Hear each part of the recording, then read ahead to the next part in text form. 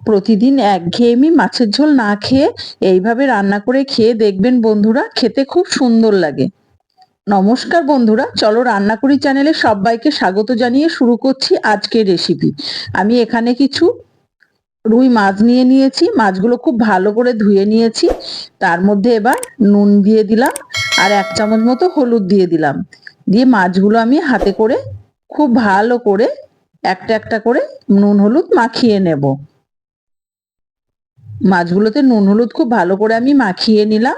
তারপরে আমি আর একটা বাটি নিয়ে নিয়েছি, তার মধ্যে 1 চামচ কালো সর্ষে আর 1 চামচ হলুদ সর্ষে আর 1.5 চামচ মতো পোস্ত দিয়ে দেব।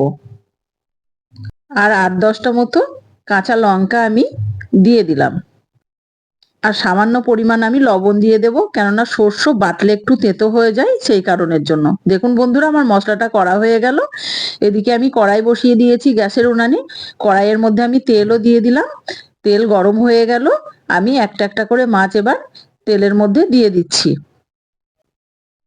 তারপরে মাছগুলো আমি উল্টে দেব। দেখুন বন্ধুরা, আমি মাছগুলো উল্টে দিচ্ছি। সব মাছগুলো আমি একটা একটা করে উল্টে দেব। আমি মাছগুলো খুব বেশি লাল করে ভাজবো না, আমি হালকা করেই মাছগুলো ভেজে নেব।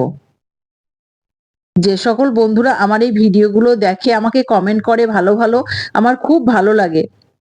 আমি সঙ্গে সঙ্গে সময় না পেলেও আমি তাদের কমেন্টগুলো পরে পড়ি। তাদেরকে আমি অজস্র ধন্যবাদ জানাই আমার এই ভিডিও দেখার জন্য, আমাকে সাপোর্ট করার জন্য। আর আমার এই নতুন বন্ধুদের উদ্দেশ্যে বলছি, আমার ভিডিওগুলো তারা যেন দেখে, আমাকে যেন সাপোর্ট করে, আমার চ্যানেলটিকে সাবস্ক্রাইব করে, আর তারা যেন সুস্থ থাকে। ভগবানের কাছে এই প্রার্থনাই আমি করব।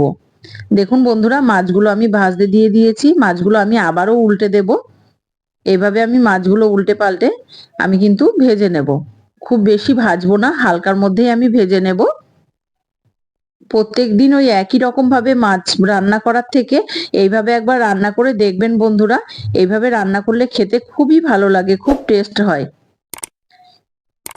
আর ঘরে থাকা উপকরণ দিয়েই তৈরি করা যায়। দেখুন বন্ধুরা, মাছগুলো আমার ভাজা হয়ে গেল। মাছগুলো আমি সব তুলে নিলাম। এইভাবেই আমি সব মাছগুলো ভেজে নিলাম। তারপরে কড়াইতে তেল ছিল, সেই তেলের মধ্যে আমি 1 চামচ মতো কালো জিরে দিয়ে দিলাম। তারপরে কুচিয়ে রাখা পেঁয়াজ ছিল, কুচিয়ে রাখা পেঁয়াজগুলো আমি তেলের মধ্যে দিয়ে ভালো করে নাড়িয়ে চাড়িয়ে ভেজে নিচ্ছি। পেঁয়াজগুলো আমি ভালো করে ভেজে নিলাম। তারপরে একটা টমেটো কেটে রেখেছিলাম, টমেটোটা আমি তার মধ্যে দিয়ে আমি সেটাও ভালো করে ভেজে নিলাম। তারপরে সর্ষের পোস্ত বাটা যেটা রেখেছিলাম সেটা আমি দিয়ে দিলাম।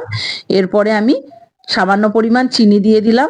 তারপরে হলুদ দিয়ে দিলাম 1.5 চামচ মতো, আর লবণ দিয়ে দিলাম স্বাদ মতো, আর 1 চামচ মতো কাশ্মীরি লাল লঙ্কা গুঁড়ো কালারের জন্য আমি দিয়ে দিলাম। দিয়ে আমি একটু কষিয়ে নেব। এটা খুব বেশি লাল করে কষালে তেতো হয়ে যাবে, যেহেতু সর্ষে দেওয়া আছে সেই কারণের জন্য আমি হালকা করেই কষিয়ে নেব। তারপরে আমার যে বাটিতে মশলা ছিল সেই বাটি ধোয়া জল আমি 1 বাটি দিয়ে দিলাম। তারপর ঝোলটা যখন আমার ফুটে উঠবে তখন আমি মাছগুলো এবার একটা একটা করে ঝোলের মধ্যে দিয়ে দেব। আমি মাছগুলো ঝোলের মধ্যে সবই দিয়ে দিলাম। এই রান্নাটা করতে বেশি টাইমও লাগে না বন্ধুরা। দেখো, 10 মিনিটের মধ্যেই আমার রান্নাটা কিন্তু হয়ে যাবে। এই যে আমার ঝোলটা ফুটে উঠেছে, আমি কিছু ধনেপাতা কুচিয়ে রেখেছিলাম, সেগুলো আমি ঝোলের মধ্যে কিন্তু দিয়ে দিলাম। এরপর আমি একটা ঢাকা দিয়ে 5 মিনিটের মতো রেখে দিলাম। 5 মিনিট হয়ে গেল, আমি ঢাকাটা খুলে নিলাম।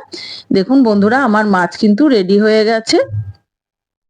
দেখো বন্ধুরা, কালারটাও কত সুন্দর এসেছে, চারিদিকে তেল ছেড়েছে। এরপর আমি নামিয়ে নিলাম। তারপর আমি প্লেটের মধ্যে পরিবেশন করে দিলাম। বন্ধুরা, এইভাবে মাছ রান্না করে খেয়ে দেখবে, আর আমাকে কমেন্ট করে কমেন্ট বাক্সে কমেন্ট করে জানাবে। আর সকলেই যেন এইভাবেই আমার পাশে থাকবে, তাহলে আমার এগিয়ে যেতে সুবিধা হবে। আমরা যদি সবাই সবার পাশে থাকি তাহলে আমাদের এগিয়ে যেতে সুবিধা হয়। আর আমার এই ভিডিওটা আপনাদের যদি পছন্দ হয়ে থাকে, আমার চ্যানেলটিকে সাবস্ক্রাইব করে আমার পাশে থাকবেন।